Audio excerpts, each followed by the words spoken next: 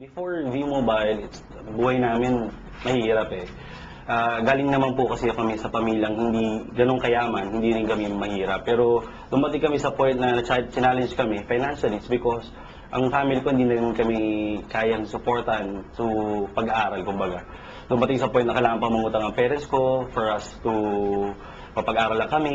This time, grabe. Ang V-Mobile, it's so amazing. It's a blessing galing sa Lord. It's because yung V-Mobile na nagbago ng buhay ko.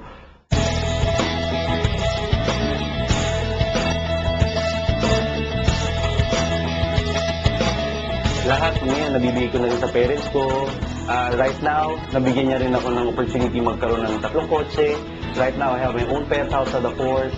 It's really a blessing kasi akala ko dati mahirap ang buhay. Ngayon, I can see, because of V-Mobile, anything is possible talaga. Just believe. Kasi alam naman natin, anything is possible with us. Kasi lahat yan binigyan na sa atin ng Diyos. It's just that, kailangan naman talaga natin maniwala na anything is possible. Basta tayo naniwala, determine tayo sa isang bagay. You have a passion in what you're doing, that's simple. For those who believe nga, you get everything. V-Mobile, I'm very thankful kasi ikaw yung naging daan para magbago ang buhay ko, not only me, but also my family. At the same time, here in V-Mobile, ang dami-dami na nagbagong buhay because doon sa ginagawa natin. So, keep it up. Maraming salamat po and more power po.